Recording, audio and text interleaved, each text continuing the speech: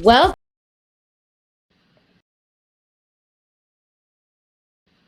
welcome to She Blaze, where we're bringing you cannabis culture from a woman's point of view.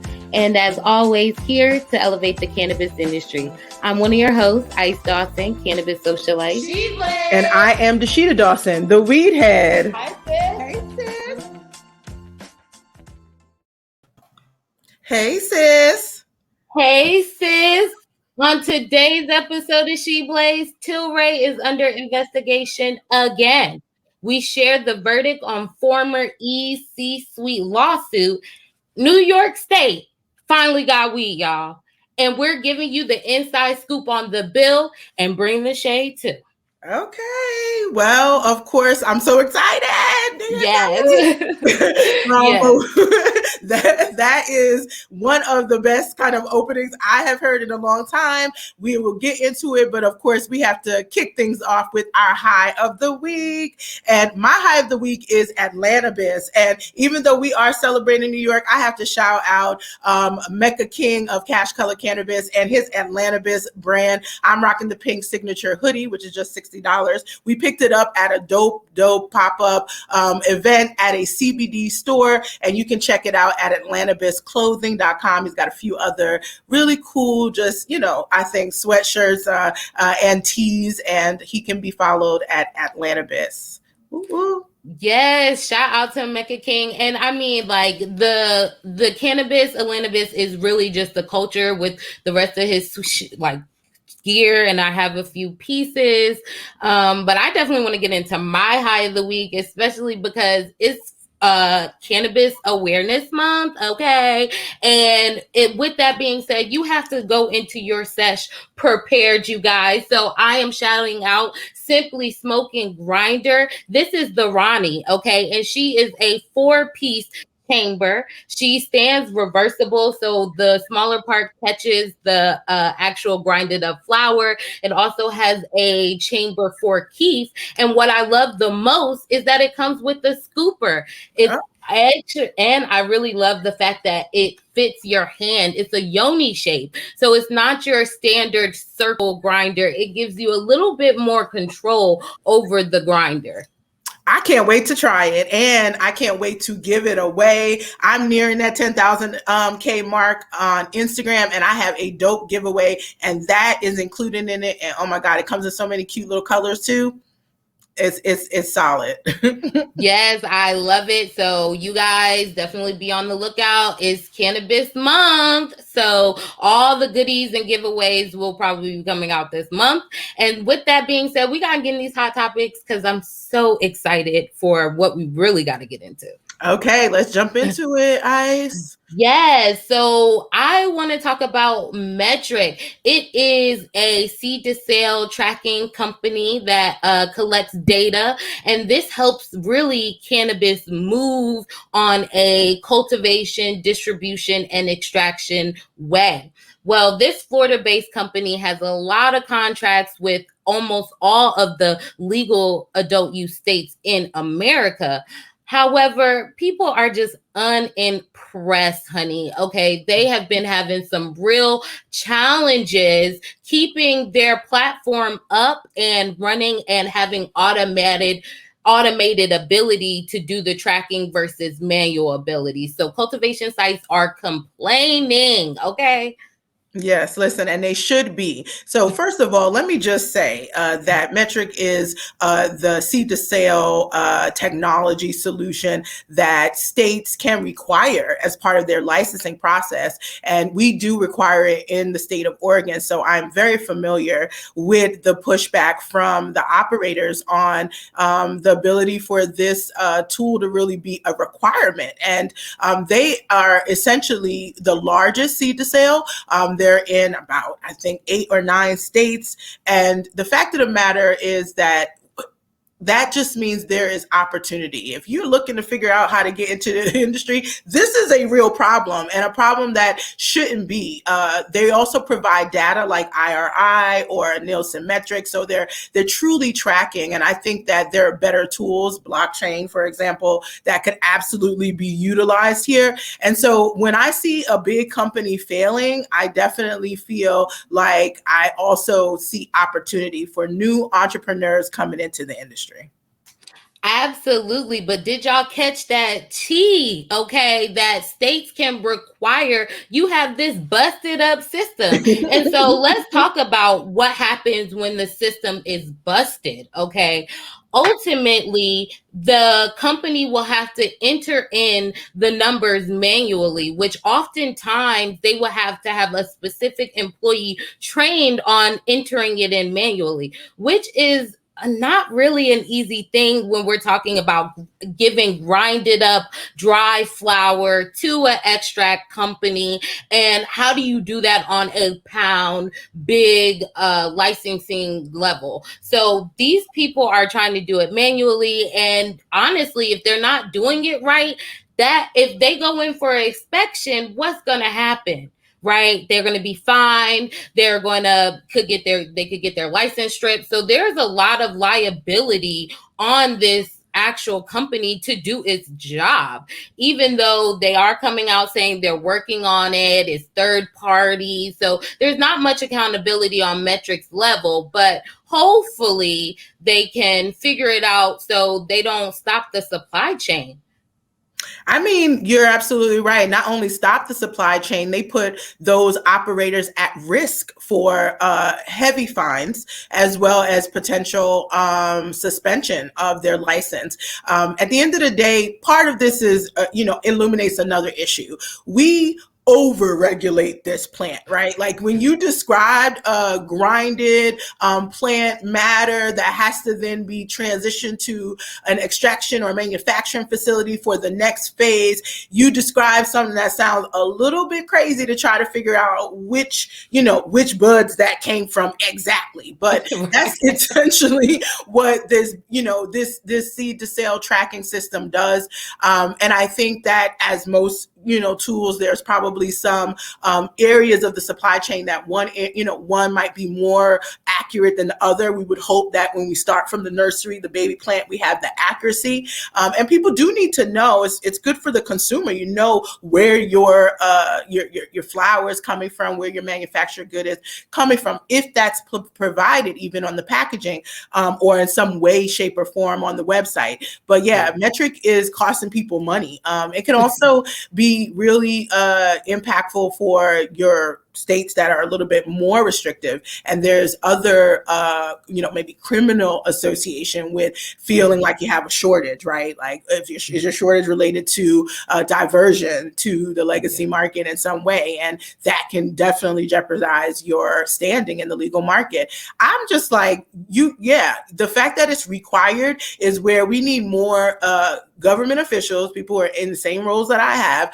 to stand up and say, no, we need more diversity even in this. They've made a monopoly in their state, essentially, for a tool. And that's because they don't want to deal with any other tool themselves. Do we get any real data from Metric? No. Do we have any real reports running on Metric? No. Is it helping us do a better job, be regulators? No. So what is the purpose other than helping this really not so great functioning company that is predominantly white owned continue to take advantage of their head start positioning by dominating the whole market? Nobody else can get into the market. There's no reason that an operator should even have another tool and spend that expense. And that is the problem. Not only for the industry, it's from the regulator side of it too.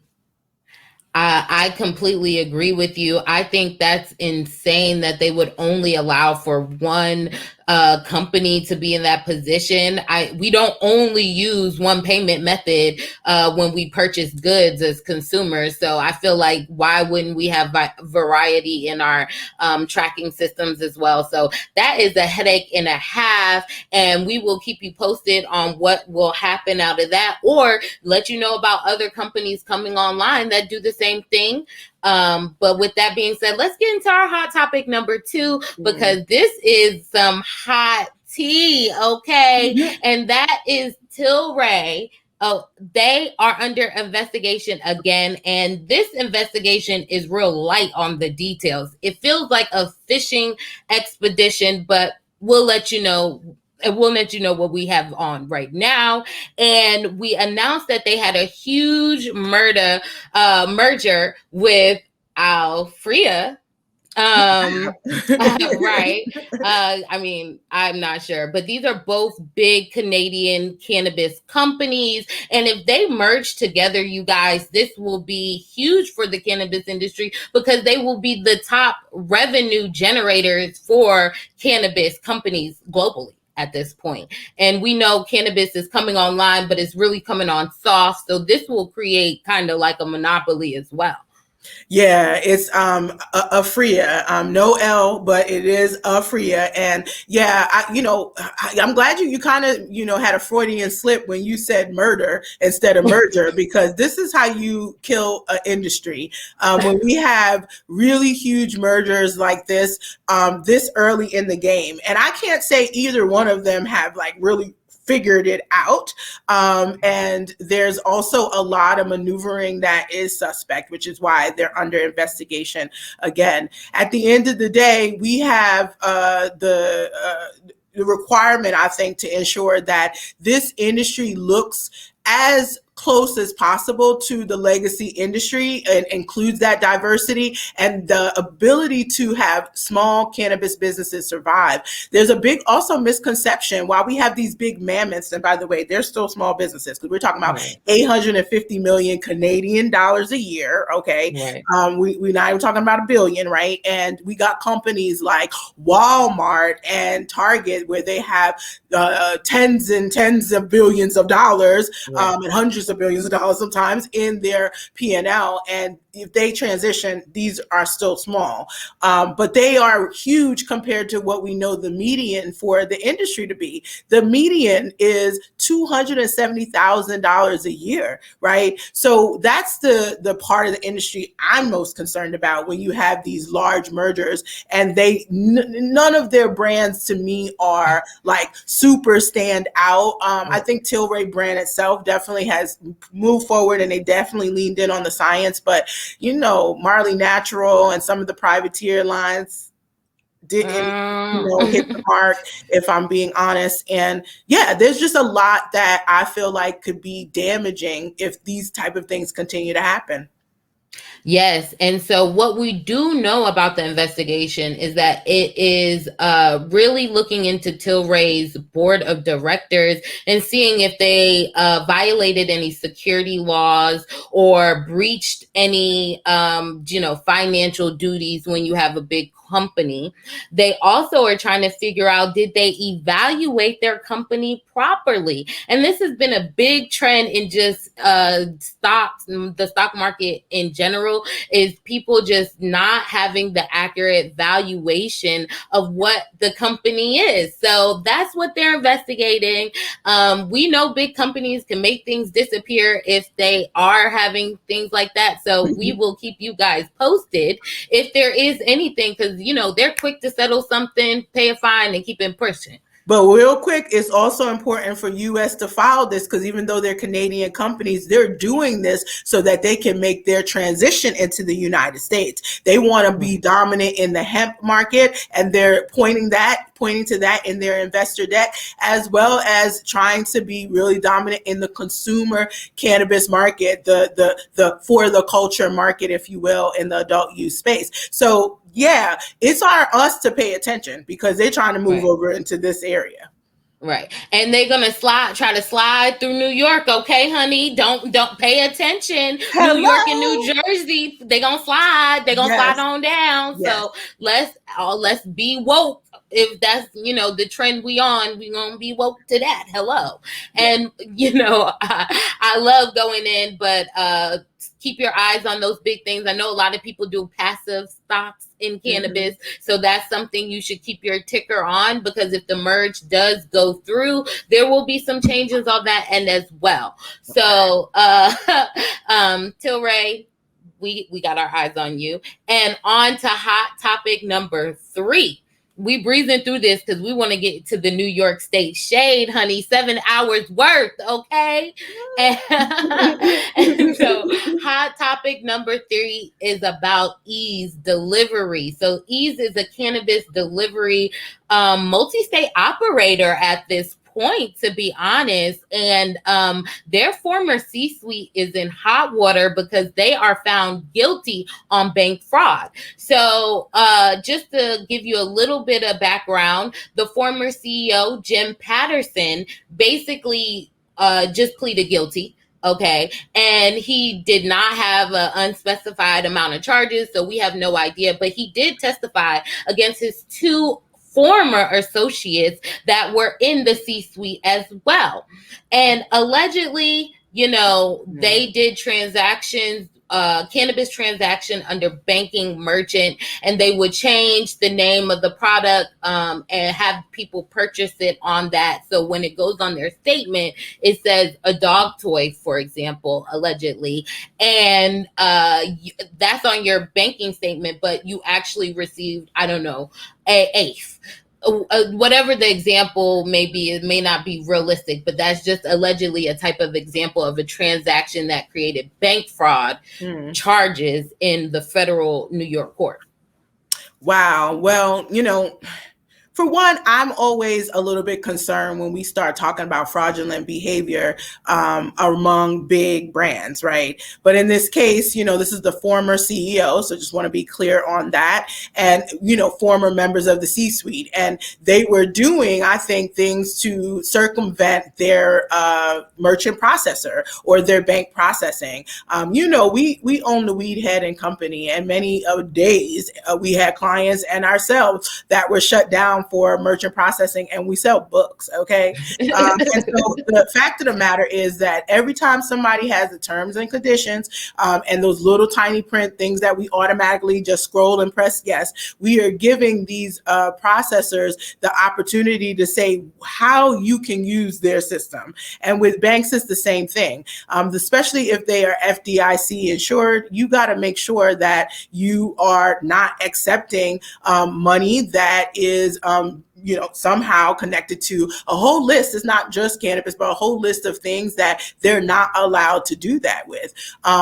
For some merchant processors, it's tobacco, it's alcohol. But for most, for sure, if it's a federally, illegal substance, it's counted as something that cannot be sold. And they tried to circumvent that. Now, what is the shadiest part, and I'll just end it here, is that, let's be real, the banks really are still making their money. They're making their percentage off of whatever. Let's be real that the federal government in 2019 collected $1.4 billion in tax revenue from the states, from cannabis businesses specifically. Let's be real, just earlier this year, the IRS was complaining that they're getting too much cash in tax payment, that after tax rate of average 70% for cannabis businesses. They were getting too much cash, and they want to figure out how they can not do that. It is really a problem that every single element of government is doing and breaking the law. Okay, let's just be real. And it's who they decide they want to bring to justice on it.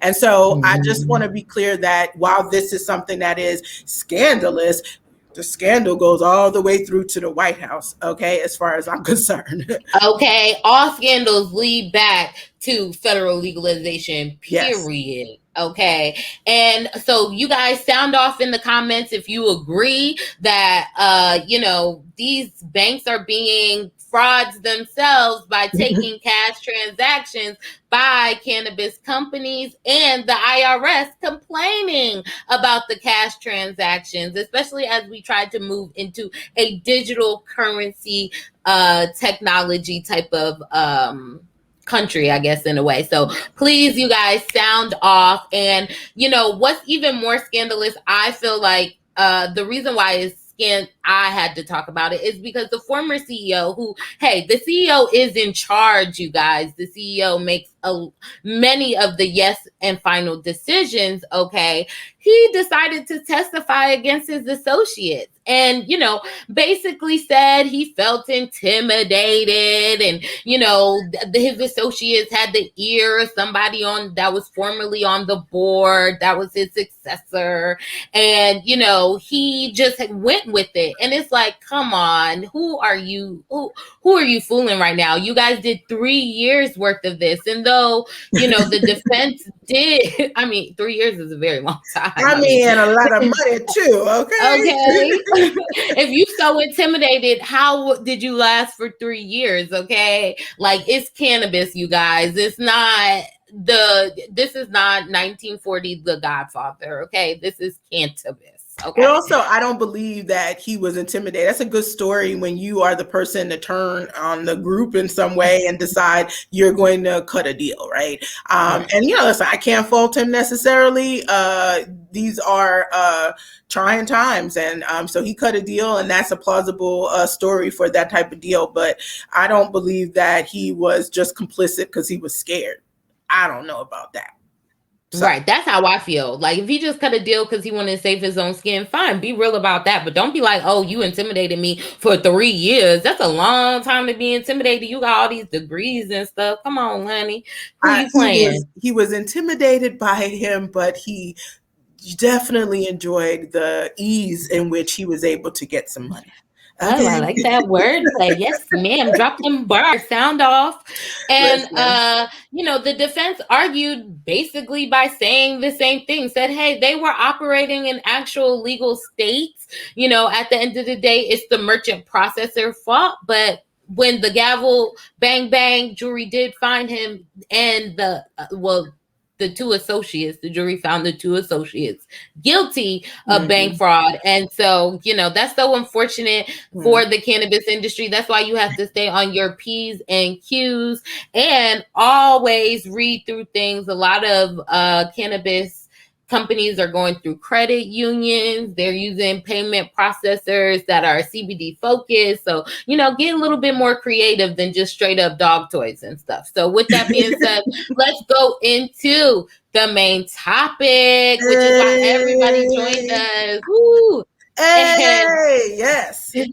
And New York did it. We did it. We finally here, y'all. Finally made it. I'm speechless, but I got a lot to say. And I know we got a lot to get into, and there's so many things that, I mean, this is why folks stayed, right? Like, they want to hear what is going on with New York, and we've got all of the tea, all the shade. I'm excited for it. But this is a long time coming. We stepped back into the scene 4 years ago, almost exactly, right? I remember speaking at a John Jay event on March 31st in 2017, talking specifically about why New York needed to legalize in a certain way. And, you know, we've been sleeves rolled up on the ground, hustling, tussling. And I'm just excited. I'm excited because not only did it legalize as close to the right way that we're going to get. And it definitely moved the needle further on some other big states that we're watching that should be doing the same thing. Yes, I agree. And not to mention, as we did that, we were bi-coastal, you guys. So we're going back to the wild, wild west and then coming to the civilized north. And so it was a lot. It was a lot of back and forth.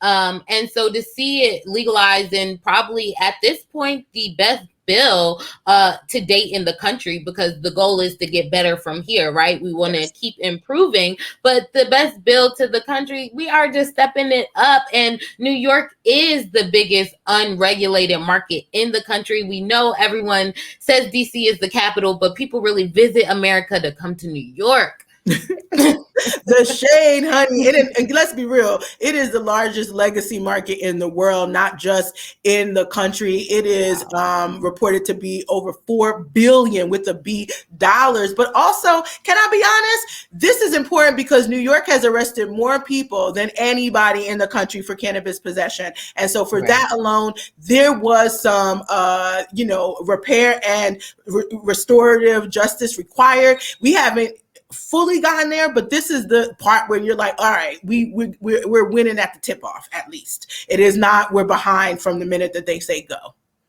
Right. It's what we want them to do on every single bill in this country, right? Learn from the mistakes, see where we got it wrong, and how can we fix it? And what systems work best? Because maybe the system just shouldn't be in place, right? Like, that's a whole nother part of it. Is like, this is a system from 100 years ago. Our cars do not look the same from 100 years ago. So this bill is a light years better than a lot of things. And I feel like it hopefully sets an example for all the progressive bills that come through in any frame.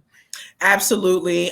Definitely. So let's get into it. We got a lot to cover and a little bit of time. I'm telling you, I'm doing my Birdman hand rub because I got so much to drop on people as it pertains to this bill. Okay.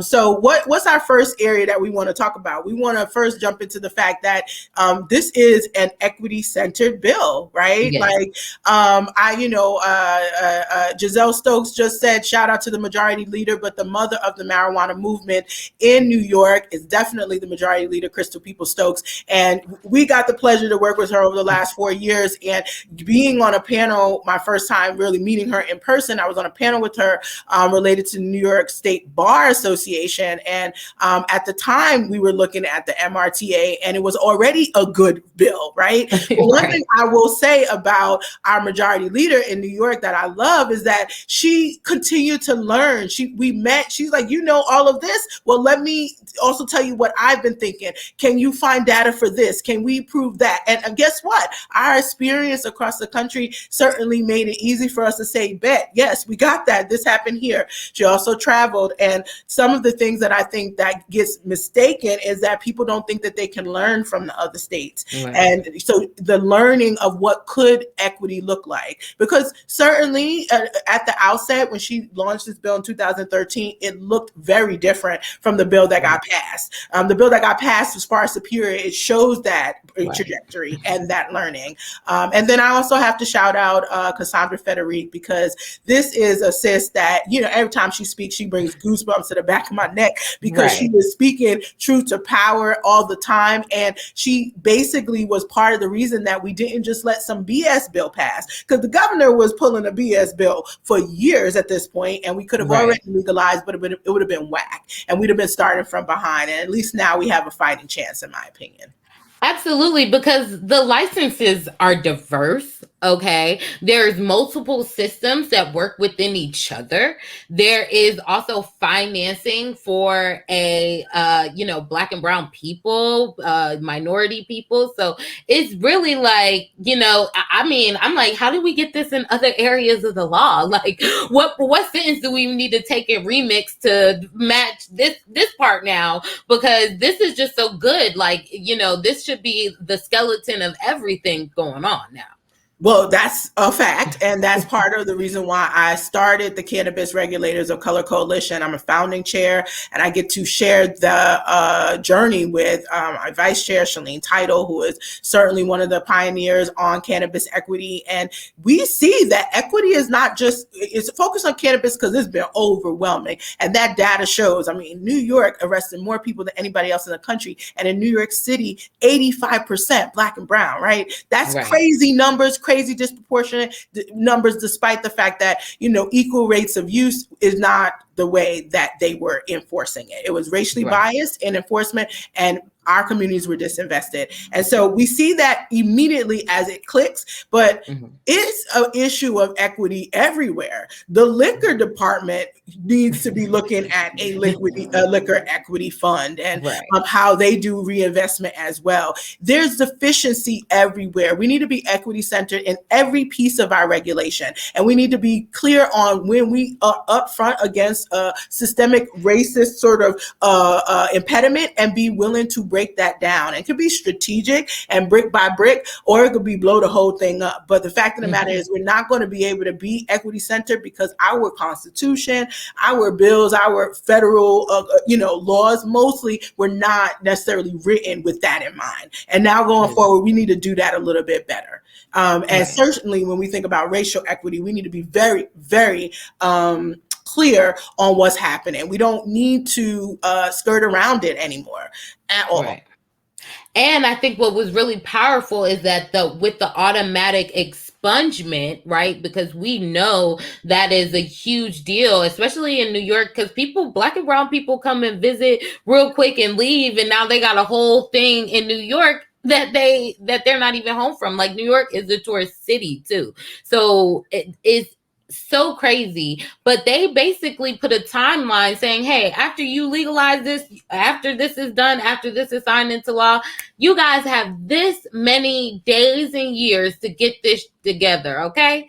Like, period. We don't want to hear no excuses. You better have an idea framework. You better be able to go back and readjust and fix, but you better have some papers down on how you're going to expunge these records automatically. And we don't want to hear you got too many cases. Well, you shouldn't have been arresting that many folks.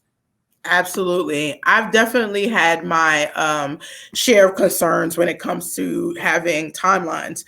One, I know that without it, you get people who really will drag their feet to a point where it's like it's still further detriment, further harm is happening. But also on the other side, as a person who is a regulator and also strategic planner, timelines can, in law, can cause issues with doing something well too, right? Like, so we've had people trying to set up their market way too fast and not giving enough time for really what happens to be better strategic planning. And we also have consumers who are a little impatient too. Like, we can get into some of that in the tea and the shade, but the fact of the matter is that a lot of people feel like this isn't moving fast enough for them on the MRTA. And there are some concerns, but here, one thing I will say is there was a lot of thought about making sure that the market was going to be good. And New York being so big and having enough people be able to have time to get these applications together, because that is not something, you don't want to be the person that's trying to do that in the next 30 days. The people who will benefit from that are folks who have the resources, aka money, or a team that can do all of that very quickly. We need time to ensure that we get in the legacy market into the legal market. We need time to re-educate more of our folks who've been ignoring what's happening on the ground and ignoring the equity-centered opportunities within this bill. We also got to actually pick the people who are going to do this work too. Right. Which, I mean, picking the people that's going to do the work is really important. And we also are seeing them have some language in the bill about loans and incubators for the community, which I think loans are really important because as we talk about this bank fraud and all these, big companies merging together, these monopoly companies, we want to be able to have a stake in it, but how are we going to be able to afford it? So the fact that it says, hey, period, these loans need to be for everybody, okay, and they need to be even more specifically for this group because we know y'all be acting real extra. Right. We're gonna put this into the law just so you people that we're picking to put in these powers of positions know what's up. Period. Right. Absolutely. Mechanisms for financing have to be diverse. And so the other key thing that I think is really, really equity centered, and I'm really proud of it because I think it's, informed by the work that I'm doing in Portland, is the 40% of the cannabis tax revenue that goes into a community reinvestment grant fund. And so while there are loans and there are also incubator programs that will be developed, there's also an ability for other non-cannabis related, like after school programs and the like, community impact type of projects get to be invested in. And that's exactly what I do with the social equity and educational development or seed initiatives in the city of Portland. And so I am just excited because 40% on the state revenue is no small change. But I will be real and say this is after all of the cost recovery is happening. So after all of the cost of running the program, the state getting their money, then this is what is the net revenue, if you will. And that 40% goes right back into those communities. And specifically, they talk about the communities that were over policed. That's like the East New York, where we come from. Right. And with gentrification, I worry about the race neutrality of some of this. It's not specifically like Black, Indigenous, and Latinx, but if they put the right people in charge, they will make sure from a policy perspective that is where they are pushing those dollars. Well, I think you make some real important points. So let's get into key points of the law, because then we'll really understand what we should be expecting and looking for. But I would love to also call out the law says adult use. So shout out to your viral moment of just calling out the adult use in the law. We are no longer accepting recreational. We don't want to hear that the law says recreational, because there's laws that say adult use. And so you can do your research and do your fact checking and see that it is adult use in this law. Absolutely. I was over it. I think that this is when I have a real issue with media, because we're doing the work, right? Like, I have a real issue with some of the lexicon, and I've expressed why, and mostly when government officials, legislators use it to actually shade our culture, right? And so there's a part of me that says, well, we got some real language that should be done. Black market, we do not say that no more, although some of these Republicans do. And what we've done is we've come in, and as advocacy groups, we have retrained and re-educated legislators to speak about this the right way. I can't say whether or not the majority leader was calling it recreational adult use when we first met. I think she had already transitioned to adult use. But let us be clear, not her, not Senator Liz Krueger, not anybody that's writing or sponsoring this bill is calling it recreational, okay? They understand what adult use means. They also understand that, yes, words do matter, and that we actually have to make sense of the market for people who are canophobic, who have been entrenched with all of the negative stereotypes and the lies, and we have to undo some of that. One of the biggest lies that's perpetuated is that this needs to be treated like a vice, like alcohol or liquor, or tobacco. And the fact of the matter is, neither of those things have the intrinsic medicinal value that cannabis has. And so you can't assume that when someone is using the adult use market that they're using it to recreate. That is one of many uses. I say this all the time. I traded in my Advil for cannabis for my issues with MS. And the fact of the matter is, I had a choice with Advil. I could go in as an adult, they're 18 and over, although they don't card nobody, but technically should be. And I can go buy Advil, which is a branded item, or I can buy it from the CVS brand. It's ibuprofen, and I can use that, or I can get a prescription for 800 milligram. The fact is that as an adult, I have a choice of how I want to use it or when I want to buy it, and I have to be responsible to do so.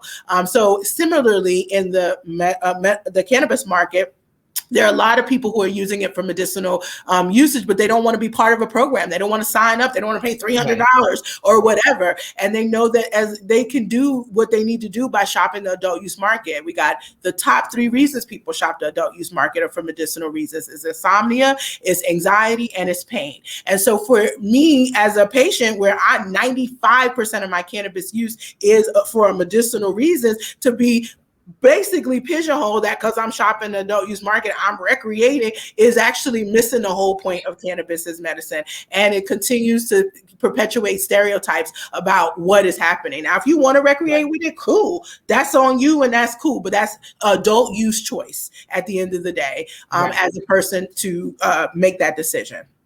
Right. So that's why we use adult use versus recreational, because you don't know what someone is using stuff for. So, don't make that can't dictate it. The law can, because that's not how America is even built. But that's not how laws work, right? Like, your law can't dictate why someone is using it. The consumer dictates that. Only I know why, right? And I might be more complicated than that. I might be like, yo, I actually need this for pain relief and I want to relax, right? And so that's why I make my cocktails. I'm mixing because I happen to know the science well enough to be like, all right, yeah, cannabis isn't a monolithic thing. I can't just go, it's not like I think other things where it's like, one size fits all. It's actually the opposite. The more we respect the science and we do so, and it's reflected in the language, the better it will be for even the people who just want to chill and recreate, right? Yes. It's about relieving us of the stigma so that we can actually enter these markets and not feel like we have to be hiding. Yes. And someone in the comments dropped some good points saying that when people think of recreational, they think of parks, they think of and families, they think of multiple age groups that are not necessarily above age to be around, whereas adult use, is for grown-ups. Yes. And so that's also a great point. So thank you for dropping that, Jewel. This law also establishes the Office of Cannabis Management, which is really important because instead of creating its own, putting it up with other systems, it creates its own system for cannabis. It does. And it is one of the first, if not the first, that really does what I call a semi combination of what is normally a trifurcated regulatory system. Normally, like in Oregon, you have your hemp regulation, you have your medical, and you have your adult use. And in this case, this Office of Cannabis Management, again, it respects the science that hemp is cannabis too. There's no reason for us to separate it. That is a man-made separation, and it actually is to the disadvantage of the consumer on the operant end, like on the end of the stick. I just think it's so smart, and it isn't all the way there right now. It doesn't include the industrial hemp. It's just the cannabinoid hemp, but it is important to include that because the things that we make with marijuana, you can make with hemp. It is the same molecules on the back end. It's just different potency levels. But when you are extracting, you're actually extracting to concentrate it, and so then you can extract as much as you want and make the same type of products. And so they should be probably oversight from a regulatory perspective together. Absolutely. And I think that's pretty dope. Also, these boards, a few of them are boards and there's boards in them. And so that means multiple people making decisions. So you have multiple perspectives, which I think is really important because sometimes when it's just one person, one commission just making a complete decision, it's like, but who said that?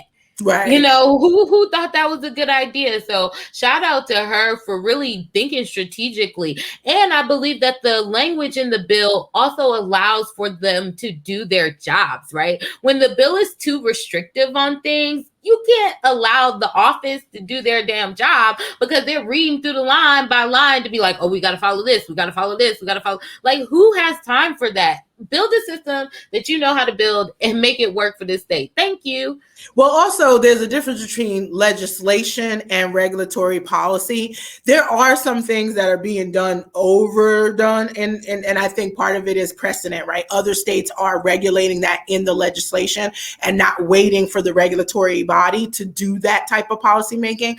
I personally don't think that things like caps or weight limits on the what makes it legal or not, those shouldn't be in legislation. I'm happy with most of what is in the MRTA. It is not a perfect bill. It's definitely improved tremendously especially among what we've already seen and compared to the CRTA, right? Which I can barely say without saying it like this because that's how bad it was.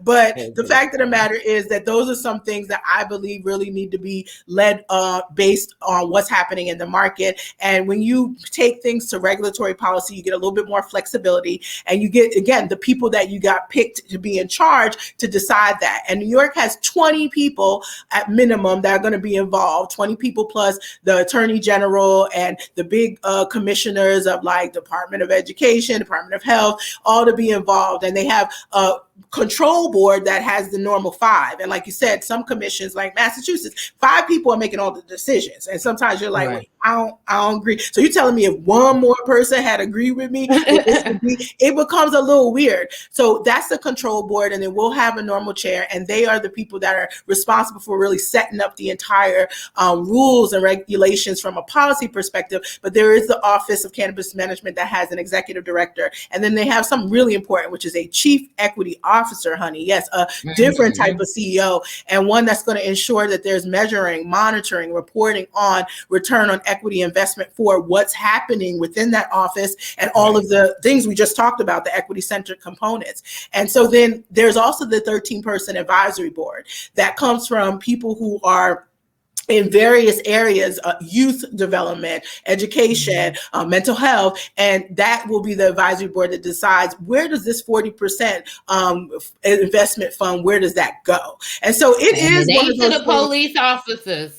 Listen, listen, it ain't to the police officers, but that's one thing. If I'm saying real tea, real shade, that there is a point where money goes into the police bureau. It is that cost recovery. They did put in drug recognition experts, and I'm like, well, what is that? Exactly. And I have a former police officer on my team here in Portland, and look, we talk all the time, like we need to go back to basics. The same way you could tell if somebody's drunk, like is an observation. But there are some other things that they're going to be testing within the bill around keeping things safe.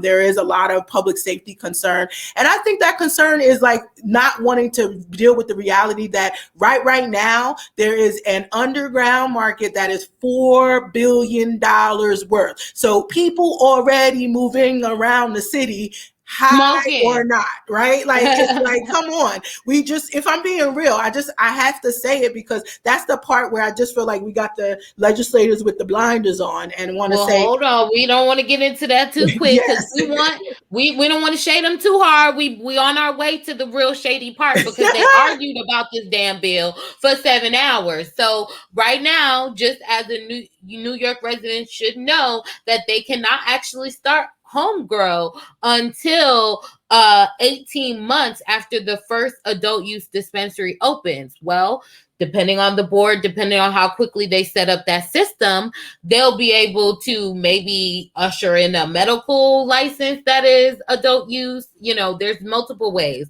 but we do want to call that out to people because that is really not that great, especially for adult use. But cannabis has medical marijuana in New York State. So New York State has medical marijuana, y'all. I'm sorry. And basically they're now opening more things. They're making it less restrictive. They're giving people flower. So they're really trying to create a market as quickly as possible for medical marijuana. So your best bet, if you think you're going to do some home growing right now and not wait for a dispensary, is to just go get your damn card. Yes, the medical card now is going to have some value. I couldn't be a co-signer of go get your medical card in New York prior to this bill. Why? Because it had no flower.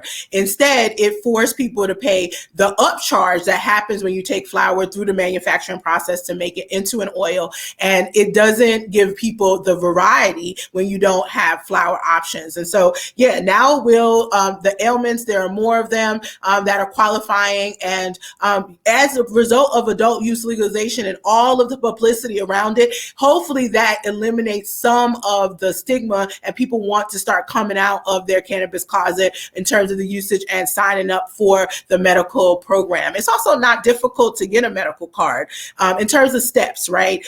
There's a good number of physicians and being able to register folks. So that is smart. I think they're also offering new licenses in the medical market because there's only 10 and there's not a lot of dispensaries. And I'll be real, none of them are Black owned, right? There was one that was given an initial and that was acquired. They made their money, they got out, that was it. And so, yeah, it is just one of those things where we have to get more efficiencies, right? So Giselle's pointing out Western New York having some gaps. That's why I like Canna House. Shout out to Reggie at Canna House because they're ushering people through the process, but I think it still was feeling like you got to usher through it in like secret. Right. Come out the closet. We don't need any more secret about it. We need to basically start to really maneuver our way out, especially if you want to see it thrive, and you want to see it diverse too.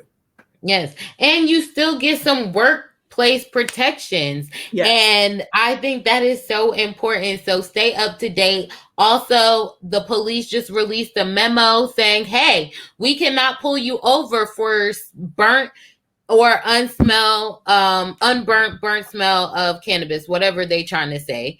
They're basically like, we just can't pull you over for assuming you have cannabis because you smell like terpenes, right? You could have been in the grass all damn day. Yes.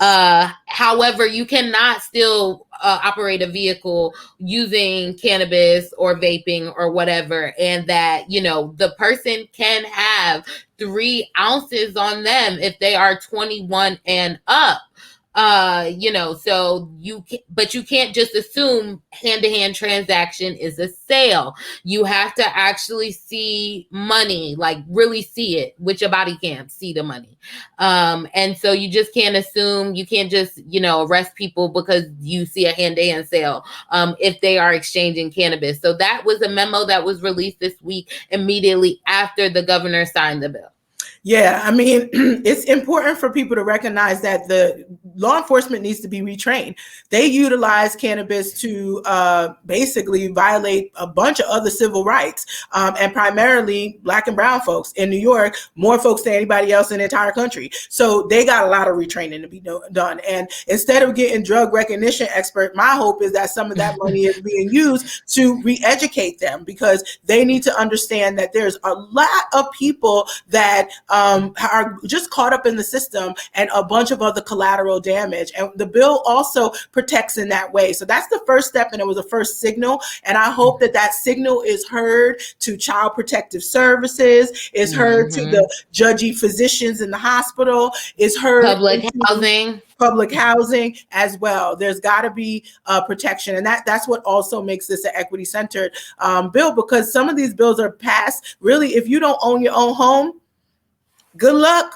And because if it's illegal to smoke on the street, which isn't in this bill, and you don't own your own home, you absolutely wouldn't be able to have a place legally that you can smoke. And a lot of places also make it illegal to smoke in the car. It is in this bill for that too. It's like, well, if you don't have the luxury and that privilege of having your own home, how do you actually be able to take advantage of this bill? Yes, well, people with how are they handling people with public housing?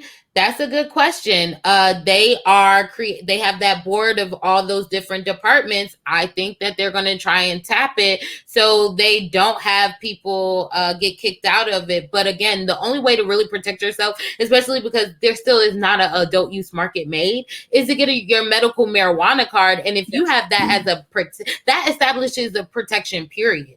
You know, whether we're talking about health, housing, protective services, vehicle, or home grow, it protects you. So always get your medical marijuana card first.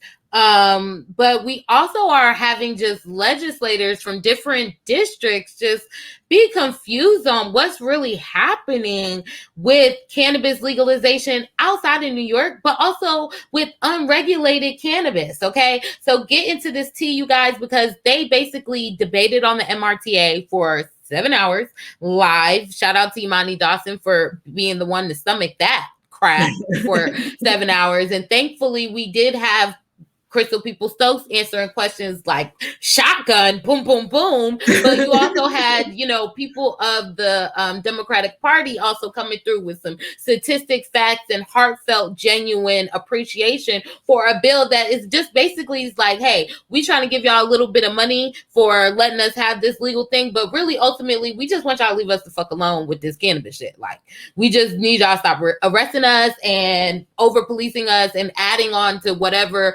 already hardships we have as being Black and brown folks in America.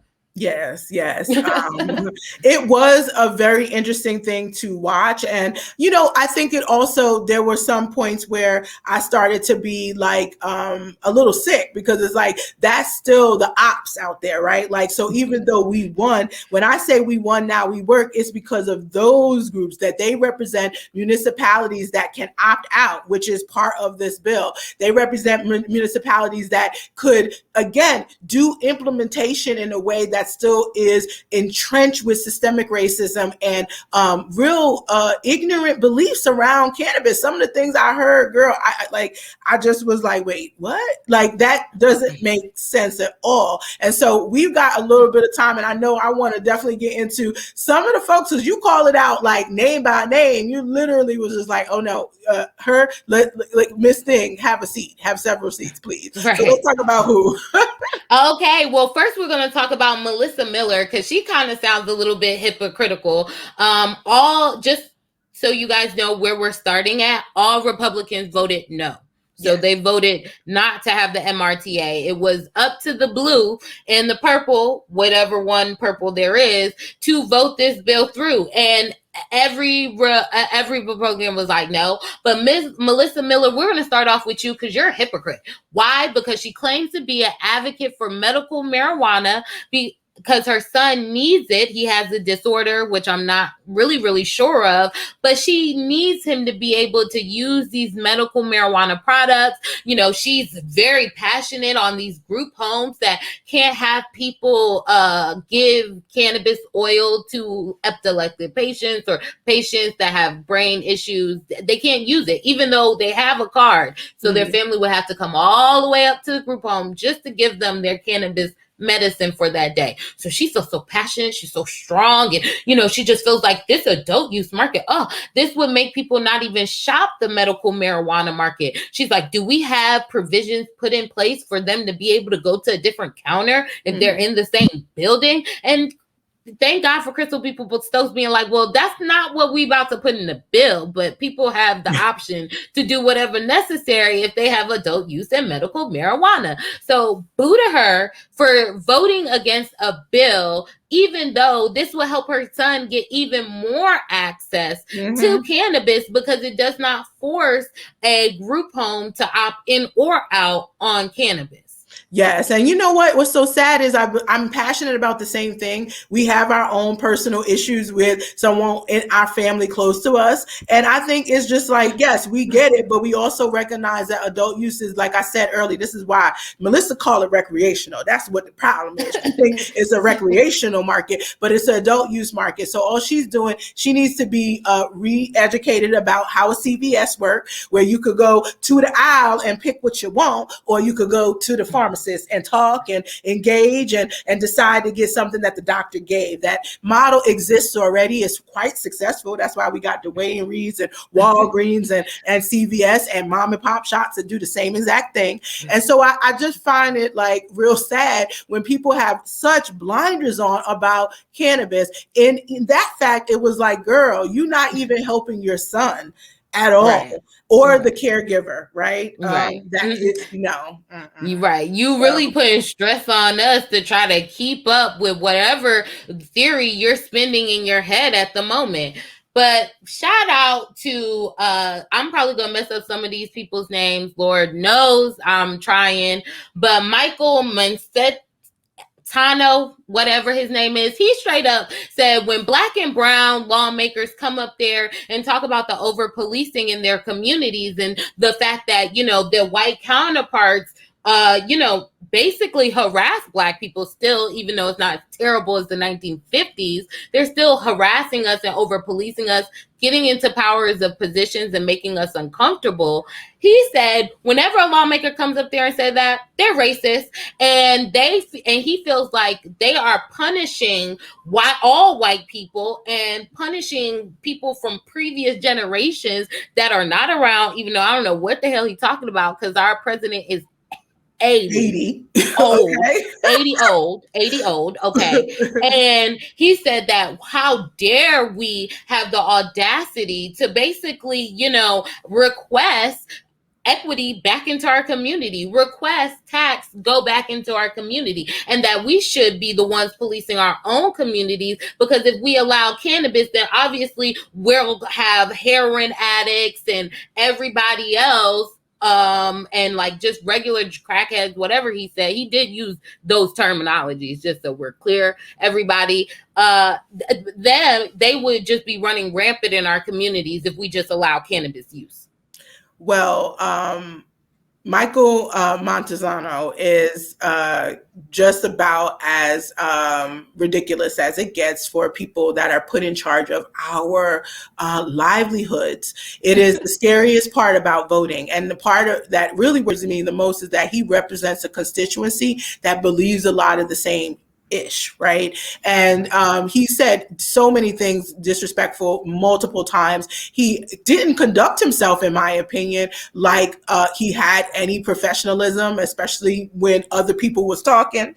And I definitely think that his use of the term black market is the reason why I say parts of the lexicon must be trashed, because we have people like him using the term black market to continue to instill fear. And guess what? It's not just fear in other Republicans. It's those Democrats that we had to take 3-4 years to get them to stop saying black market. Black Democrats that also believe that they are just leading their people back to drug use and not understanding the science of cannabis. He is tugging on those things that have been ingrained, and we work really hard to overcome. And so, yeah, there was that piece of it. He knew exactly what he was doing, and it was meant to incite dissension. And I'm glad that there wasn't, and I'm glad that people trusted their fearless leader. And I say fearless because if you're carrying a bill like this in 2013, Majority Leader Crystal Peoples-Stokes is nothing but fearless, because she basically said, I don't care what you think. I'm going to do the right thing, right? But that's the reason why I say we won, now we work, because he is still working that same old nerve, if you will, that triggers us to have these regressions. And we can't regress. We got to keep moving forward. We got more to do, in fact. Well, the problem we have in these regressions is because these people are asking stupid motherfucking questions, okay? So this Brian Mantelo guy asked a terrible question. So basically, he was so concerned about Department of Transportation, even asked her, does she know what a CDL is and what do they do and why federally they said they don't appreciate cannabis. Reading her about something, she's been working on for 8 years. She's like, yeah, we've been in touch with these people 8 years ago. Like they status ain't changed. So we don't need to keep checking on them every 2 months. Right. So basically, let me tell you the scenario question he gave her. And it was just a dumbass question. He basically says, hey, if you're a truck driver or you're someone that works in the federal arm and you can't use cannabis legally, if you're walking down the street and the people in front of you are puffing on a joint and it's coming back into your face and you go into work and you smell like cannabis, when you take a drug test and you test positive for cannabis, who do you blame for that? And I said, what did he just ask? What did he say? What question? Who said that? Like, who thought that was, why? How did you even come? What scenario in what world does it say you smelling cannabis air, you immediately going to go test positive because you smell like cannabis? Exactly. If you test positive, it means you was smoking cannabis or you was consuming cannabis in some way, not because somebody in front of you was exercising their legal right to smoke in a place that you probably having a cigarette. Okay. Not to stereotype truck drivers, but let's be real. I've rarely seen one that don't do that. And so you chain smoking and then they're blowing their weed smoke, and he's supposed to now be all of a sudden have a THC level high enough to be tested. No, that's just not even science. That's that bro science that he's been, kind of peddling. And I think that that's what is scary here is the conviction in which people say stuff. And it's like, dog, you way off. You way off. And it's not like even, he used a hot box scenario, right? Right. And then again, here's the joke. I'm a grown woman. If I'm a truck driver for the federal government and I'm on my way to work, I'm not going to be ever hotboxing with someone prior to going in, not with this hair at all. Right. And then second, if something's blowing in my way and I'm even remotely worried about that, I'm a step away and step aside. I don't think that, same way I don't want cigarette smoke blowing in my face, right? I choose to move out the way. So some of this is also just like we putting on people the silliest activities. And it's again, acting like we don't already have a over $4 billion unregulated market existing. That truck driver already walking down the street with some white people who are probably smoking, and they feel that privilege of being able to do so without being harassed by the police officers. Right. That's a great point, because every Republican got up on there and spoke their piece as if they don't know someone that uses cannabis. Every single person, I don't care who you are in this world, can know someone right there on one of their arms that uses cannabis, whether it's medicinal or for just adult use purposes. Like, everybody uses cannabis. No one uses it extremely crazy. Like, everybody uses it. We're just over police. That's why we got statistics. These other people don't have statistics because they let those people drive on by like, oh, they ain't doing nothing. So kids will be kids. Exactly. But either way, I think this is just one of those historic moments. I wish Mommy was here to see it, because she was a lifelong cannabis user and educator. We're talking about principal of a school and leader among our community. And I just think it's important for us to recognize that it's time for us to completely drop the stigma. Almost exactly 5 years after entering the market, our biggest opportunity has happened with New York legalizing, and we have to now implement it right. And that means we keep our foot on the gas. That means we continue to work. And if you were and you want to hit me in the DMs, I'm kind of thinking not sort of no, it is time. New York and New Jersey are both legal. What you doing? Tap in. That's what I gotta say as my last thought. Okay, well, tap in, and thank you guys for joining us and sounding off in the comments of all the crazy things going on into cannabis. Cannabis is going to be so hot with New York legalization. We can't wait to take you guys step by step on what's happening, who's getting put in these positions, because you already know I'm getting the whole facts, okay, you guys. And we are just going to keep it pushing with the National Cannabis Awareness Month. So we got hot shit happening every week of this month on She Blaze. So please come back and join us next week. And with that being said, you can follow me, Cannabis Socialite, on IG, and She Blaze on Instagram and Facebook. So I'm gonna head it over to Dashida, but thank you for joining us. And of course, you can follow me at Dashida Dawson on Instagram and Twitter, or you can find me at theweedhead.com, the Weedhead with my company, my sisters. Ice, another great episode. I just can't stop talking about New York. We might need to do a part 2 based on how those comments were looking. But I, again, cannot wait to get into a fantastic week. I will see you next week, and we will talk to y'all next week. Have a great one. Bye.